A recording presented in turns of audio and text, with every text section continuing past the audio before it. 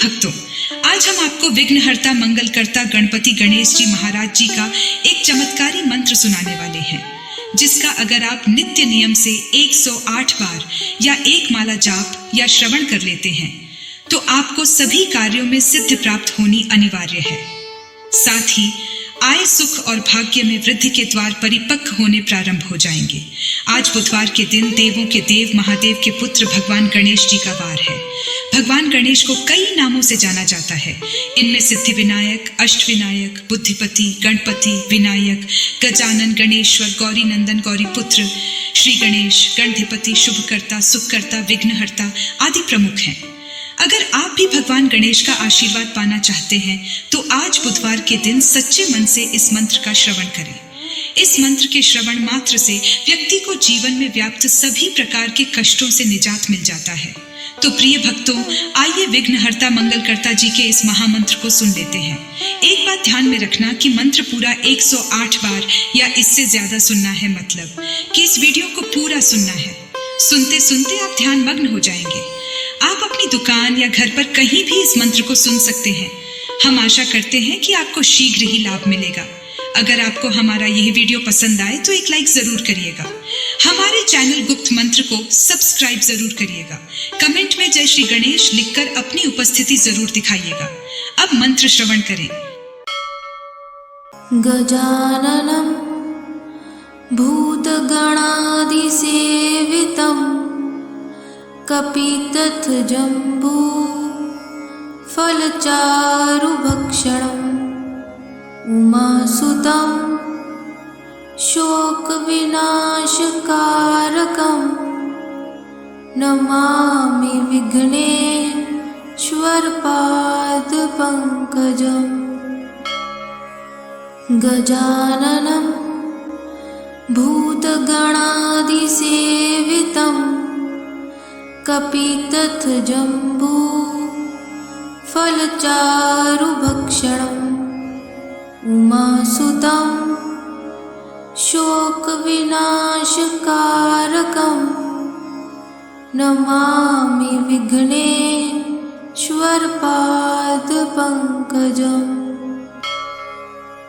गजाननं भूतगणादिसेवितं कपितथजम्बू फलचारुभक्षणम् उमासुतं शोकविनाशकारकं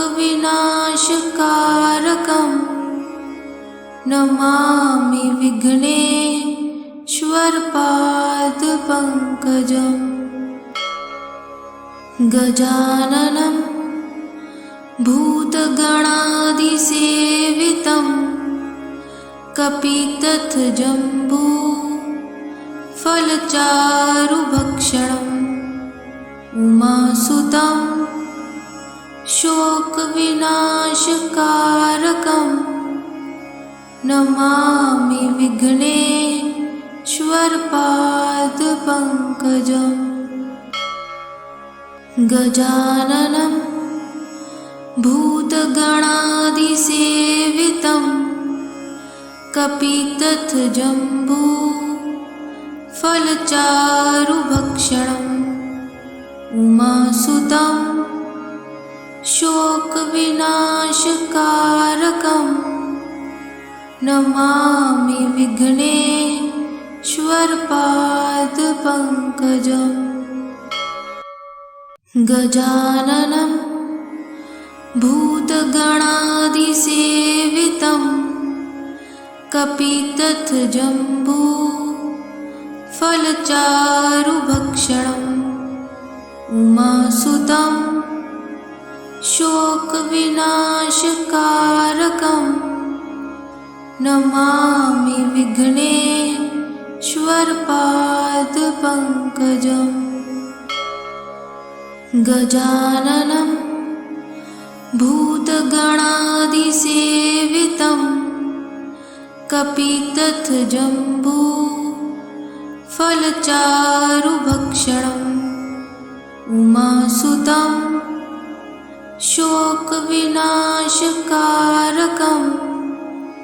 नमामि विघ्नेश्वरपादपङ्कजम्। विघ्नेश्वरपादपङ्कजम् गजाननं भूतगणादिसेवितं कपितथजम्बू फलचारुभक्षणम् उमासुतं शोकविनाशकारकं नमामि विघ्नेश्वरपादपङ्कजम् गजाननं भूतगणादिसेवितं कपितथजम्बू फलचारुभक्षणम् उमासुतं शोकविनाशकारकं नमामि विघ्नेश्वरपादपङ्कजम् गजाननं भूतगणादिसेवितं कपितथजम्बू फलचारुभक्षणम् उमासुतं शोकविनाशकारकं नमामि विघ्नेश्वरपादपङ्कजम् गजाननं भूतगणादिसेवितं कपितथजम्बू फलचारुभक्षणम् उमासुतं शोकविनाशकारकं नमामि विघ्नेश्वरपादपङ्कजम् गजाननं भूतगणादिसेवितं कपितथजम्बू फलचारुभक्षणम् उमासुतं शोकविनाशकारकं नमामि विघ्नेश्वरपादपङ्कजम् गजाननं भूतगणादिसेवितं कपितथजम्बू फलचारुभक्षणम् उमासुतं शोकविनाशकारकं नमामि विघ्नेश्वरपादपङ्कजम् गजाननं भूतगणादिसेवितं कपितथजम्बू फलचारुभक्षणम् उमासुतं शोकविनाशकारकं नमामि विघ्नेश्वरपादपङ्कजम् गजाननं भूतगणादिसेवितं कपितथजम्बू फलचारुभक्षणम् उमासुतं शोकविनाशकारकं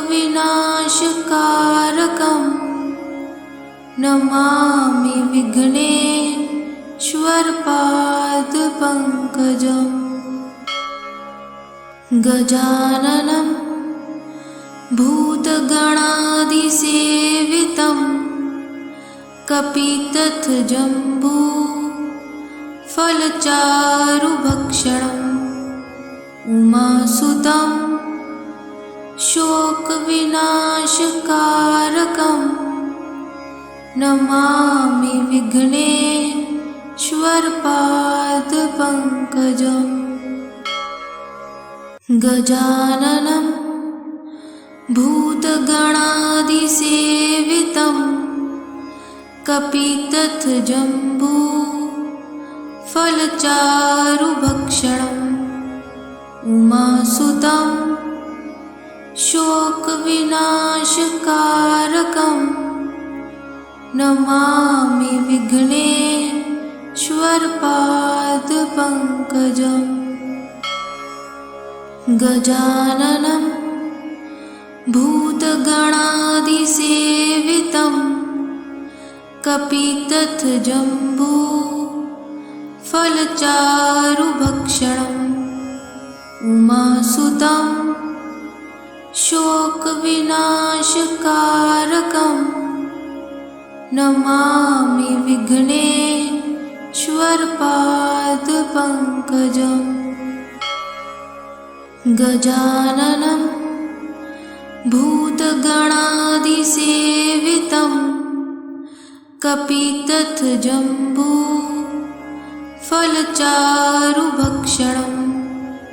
उमासुतं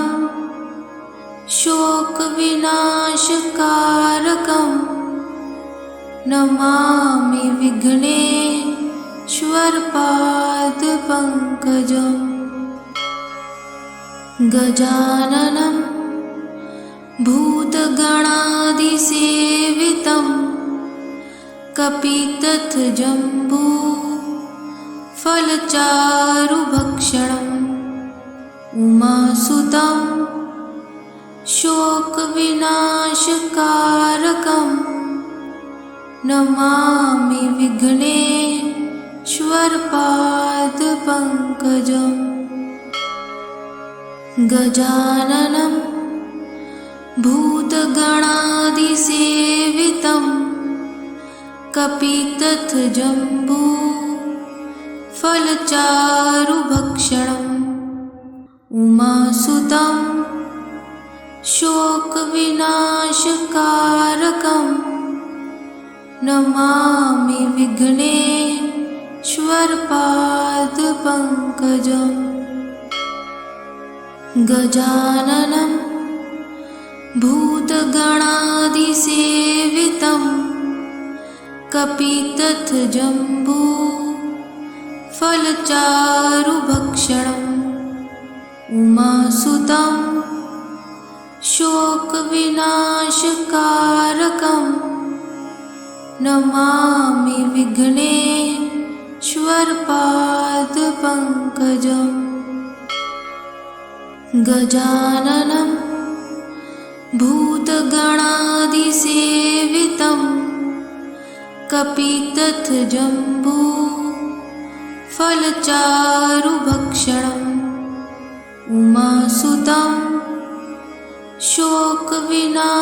शोकविनाशकारकं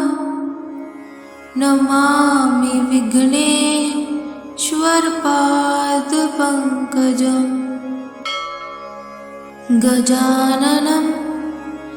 भूतगणादिसेवितं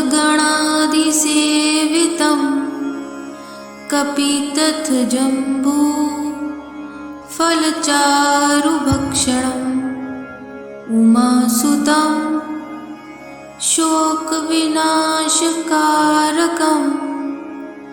नमामि विघ्नेश्वरपादपङ्कजम् गजाननं भूतगणादिसेवितं कपितथजम्बू फलचारुभक्षणम् उमासुतं शोकविनाशकारकं नमामि विघ्नेश्वरपादपङ्कजम् गजाननं भूतगणादिसेवितं कपितथजम्बू फलचारुभक्षणम् उमासुतं शोकविनाशकारकं नमामि विघ्नेश्वरपादपङ्कजम् गजाननं भूतगणादिसेवितं कपितथजम्बू फलचारुभक्षणम् उमासुतं शोकविनाशकारकं नमामि विघ्नेश्वरपादपङ्कजम् विघ्नेश्वरपादपङ्कजम् गजाननं भूतगणादिसेवितं कपितथजम्बू फलचारुभक्षणम् उमासुतं शोकविनाशकारकं नमामि विघ्नेश्वरपादपङ्कजम् गजाननं भूतगणादिसेवितं कपितथजम्बू फलचारुभक्षणम् उमासुतं शोकविनाशकारकं नमामि विघ्नेश्वरपादपङ्कजम् गजाननं भूतगणादिसेवितं कपितथजम्बू फलचारुभक्षणम् उमासुतं शोकविनाशकारकं नमामि विघ्नेश्वरपादपङ्कजम् गजाननं भूतगणादिसेवितं कपितथजम्बू फलचारुभक्षणम् उमासुतं शोकविनाशकारकं नमामि विघ्नेश्वरपादपङ्कजम् गजाननं भूतगणादिसेवितं कपितथजम्बू फलचारुभक्षणम् उमासुतं शोकविनाशकारकं नमामि विघ्नेश्वरपादपङ्कजम् गजाननं भूतगणादिसेवितं कपितथजम्बू फलचारुभक्षणम् उमासुतं शोकविनाशकारकं नमामि विघ्नेश्वरपादपङ्कजम् गजाननं भूतगणादिसेवितं कपितथजम्बू फलचारुभक्षणम् उमासुतं शोकविनाशकारकं नमामि विघ्नेश्वरपादपङ्कजम् गजाननं भूतगणादिसेवितं कपितथजम्बू फलचारुभक्षणम् उमासुतं शोकविनाशकारकं नमामि विघ्नेश्वरपादपङ्कजम् गजाननं भूतगणादिसेवितं कपितथजम्बू फलचारुभक्षणम् उमासुतं शोकविनाशकारकं नमामि विघ्नेश्वरपादपङ्कजम् गजाननं भूतगणादिसेवितं कपितथजम्बू फलचारुभक्षणम् उमासुतं शोकविनाशकारकं नमामि विघ्नेश्वरपादपङ्कजम् गजाननं भूतगणादिसेवितं कपितथजम्बू फलचारुभक्षणम् नमामि विघ्नेश्वरपादपङ्कजम् गजाननं भूतगणादिसेवितं कपितथजम्बू फलचारुभक्षणम् उमासुतं शोकविनाशकारकं नमामि विघ्नेश्वरपादपङ्कजम् श्वर्पादपङ्कजम् गजाननं भूतगणादिसेवितं कपितथजम्बू फलचारुभक्षणम् उमासुतं शोकविनाशकारकं नमामि विघ्नेश्वरपादपङ्कजम् गजाननं भूतगणादिसेवितं कपितथजम्बू फलचारुभक्षणम् उमासुतं शोकविनाशकारकं नमामि विघ्नेश्वरपादपङ्कजम् गजाननं भूतगणादिसेवितं कपितथजम्बू फलचारुभक्षणम् उमासुतं शोकविनाशकारकं नमामि विघ्नेश्वरपादपङ्कजम् गजाननं भूतगणादिसेवितं कपितथजम्बू फलचारुभक्षणम् उमासुतं शोकविनाशकारकं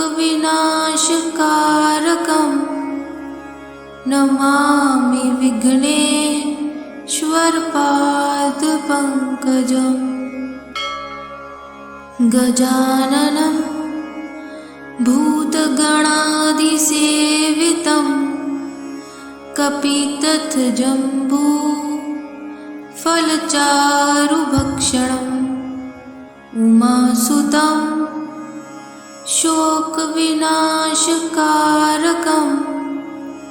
नमामि विघ्नेश्वरपादपङ्कजम् गजाननं भूतगणादिसेवितं कपितथजम्बू फलचारुभक्षणम् उमासुतं शोकविनाशकारकं नमामि विघ्नेश्वरपादपङ्कजम् गजाननं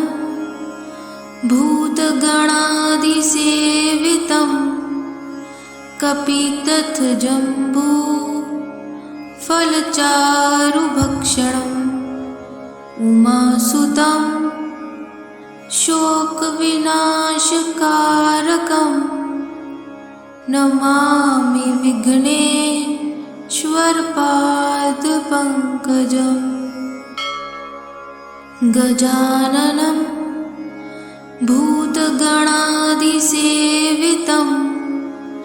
कपितथजम्बू फलचारुभक्षणम् उमासुतं शोकविनाशकारकं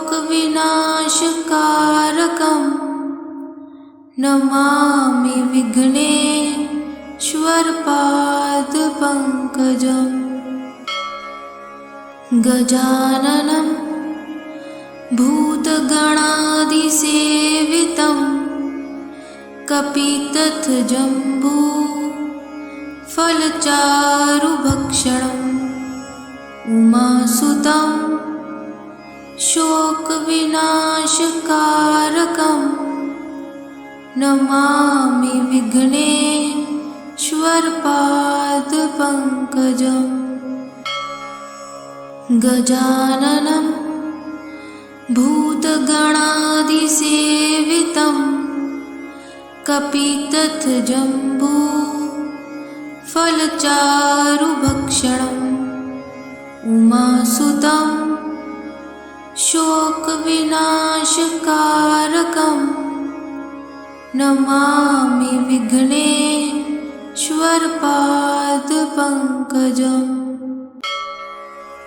गजाननं भूतगणादिसेवितं कपितथजम्बू फलचारुभक्षणम् उमासुतं शोकविनाशकारकं नमामि विघ्नेश्वरपादपङ्कजम् गजाननं भूतगणादिसेवितं कपितथजम्बू फलचारुभक्षणम् उमासुतं शोकविनाशकारकं नमामि विघ्नेश्वरपादपङ्कजम् गजाननं भूतगणादिसेवितं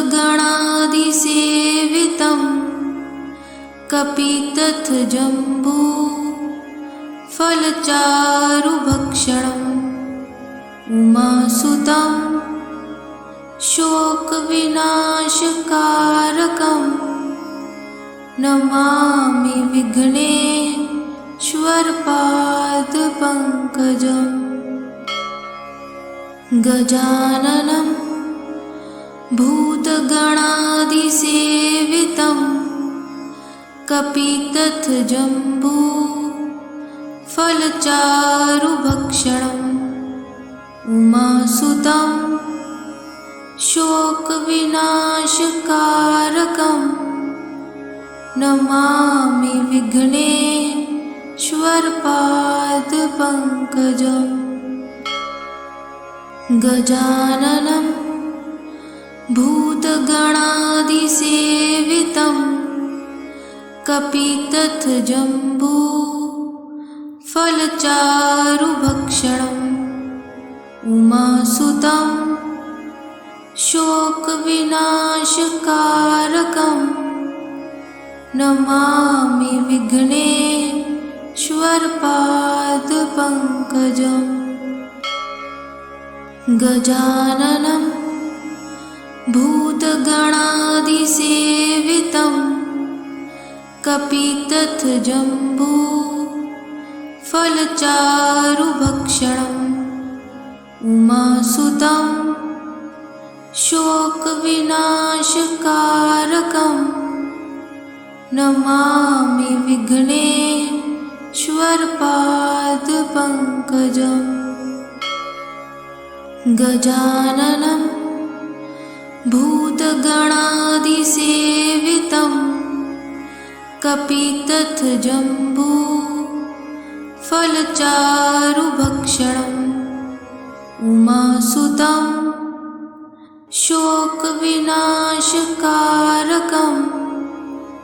नमामि विघ्नेश्वरपादपङ्कजम् गजाननं भूतगणादिसेवितं कपितथजम्बू फलचारुभक्षणम् उमासुतं शोकविनाशकारकं नमामि विघ्नेश्वरपादपङ्कजम् गजाननं भूतगणादिसेवितं कपितथजम्बू फलचारुभक्षणम् उमासुतं शोकविनाशकारकं नमामि विघ्नेश्वरपादपङ्कजम् गजाननं भूतगणादिसेवितं कपितथजम्बू फलचारुभक्षणम् उमासुतं शोकविनाशकारकं नमामि विघ्नेश्वरपादपङ्कजम् गजाननं भूतगणादिसेवितं कपितथजम्बू फलचारुभक्षणम् उमासुतं शोकविनाशकारकं नमामि विघ्नेश्वरपादपङ्कजम् गजाननम् गजाननं भूतगणादिसेवितं कपितथजम्बू फलचारुभक्षणम् उमासुतं शोकविनाशकारकं नमामि विघ्नेश्वरपादपङ्कजम् गजाननं भूतगणादिसेवितं कपितथजम्बू फलचारुभक्षणम् उमासुतं शोकविनाशकारकं नमामि विघ्नेश्वरपादपङ्कजम् गजाननं भूतगणादिसेवितं कपितथजम्बू फलचारुभक्षणम् उमासुतं शोकविनाशकारकं नमामि विघ्नेश्वरपादपङ्कजम् गजाननं भूतगणादिसेवितं कपितथजम्बू फलचारुभक्षणम् उमासुतं शोकविनाशकारकं नमामि विघ्नेश्वरपादपङ्कजम् गजाननं भूतगणादिसेवितं कपितथजम्बू फलचारुभक्षणम् उमासुतं शोकविनाशकारकं नमामि विघ्नेश्वरपादपङ्कजम् गजाननं भूतगणादिसेवितं कपितथजम्बू फलचारुभक्षणम् उमासुतं शोकविनाशकारकं नमामि विघ्नेश्वरपादपङ्कजम् गजाननं भूतगणादिसेवितं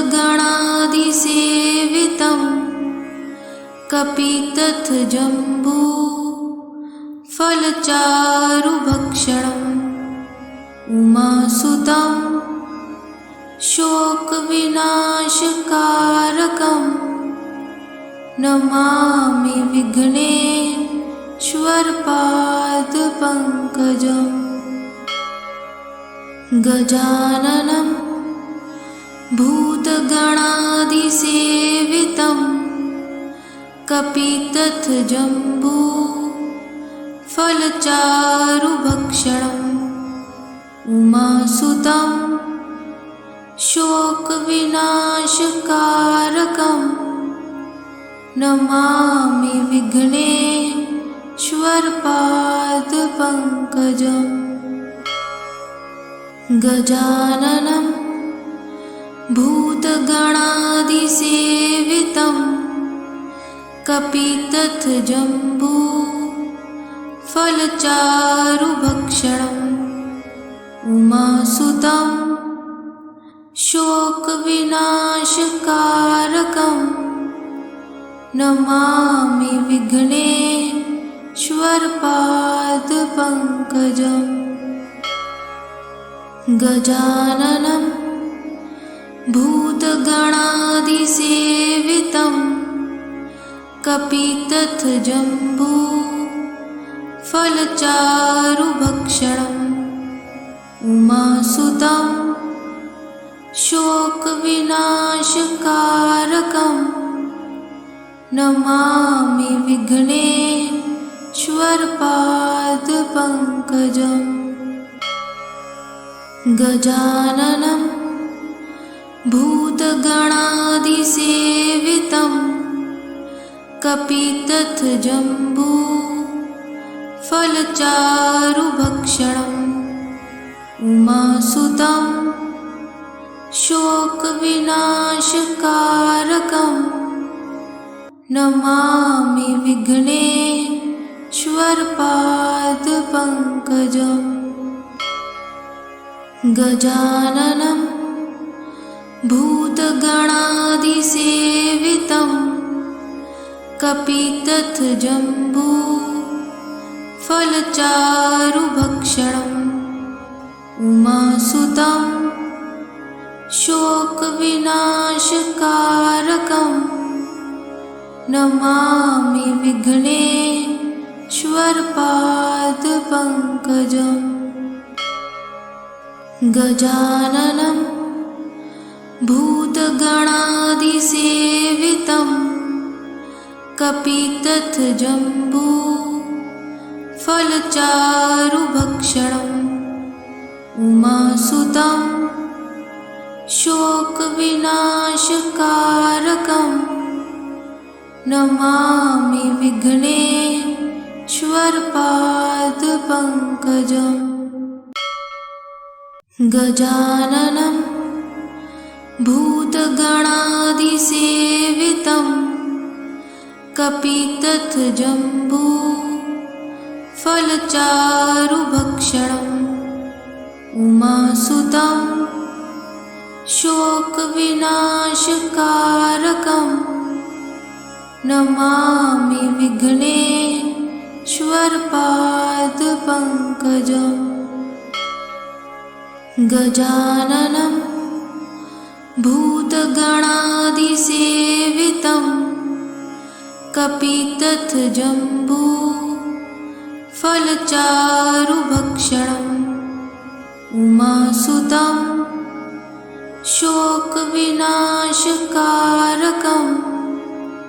नमामि विघ्नेश्वरपादपङ्कजम् गजाननं भूतगणादिसेवितं कपितथजम्बू फलचारुभक्षणम् उमासुतं शोकविनाशकारकं नमामि विघ्नेश्वरपादपङ्कजम् गजाननं भूतगणादिसेवितं कपितथजम्बू फलचारुभक्षणम् उमासुतं शोकविनाशकारकं नमामि विघ्नेश्वरपादपङ्कजम् गजाननं भूतगणादिसेवितं कपितथजम्बू फलचारुभक्षणम् उमासुतं शोकविनाशकारकं नमामि विघ्नेश्वरपादपङ्कजम् गजाननं भूतगणादिसेवितं कपितथजम्बू फलचारुभक्षणम् उमासुतं शोकविनाशकारकं नमामि विघ्नेश्वरपादपङ्कजम् गजाननं भूतगणादिसेवितं कपितथजम्बू फलचारुभक्षणम् उमासुतं शोकविनाशकारकं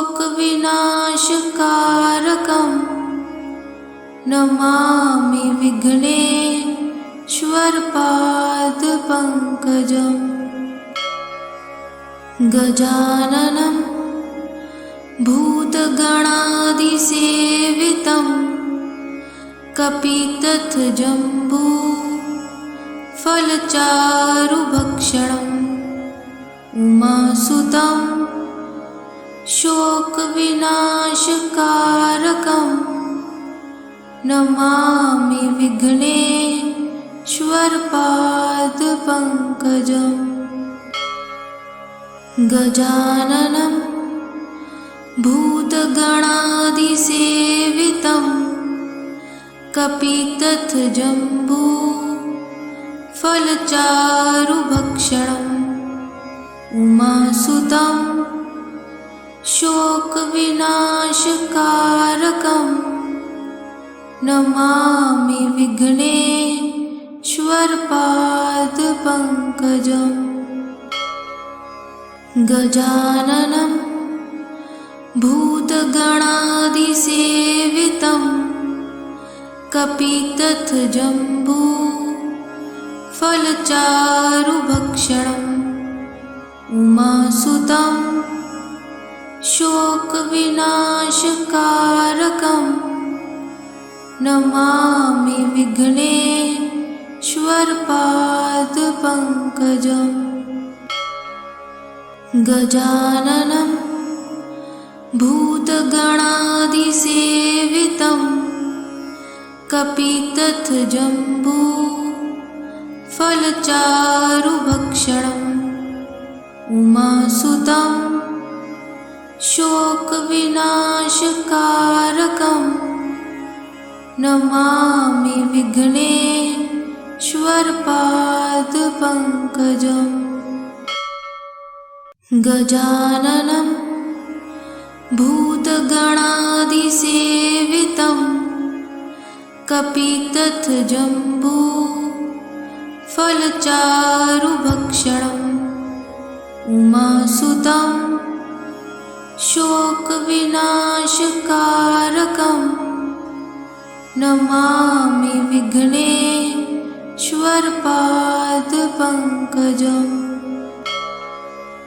गजाननं भूतगणादिसेवितं कपितथजम्बू फलचारुभक्षणम् उमासुतं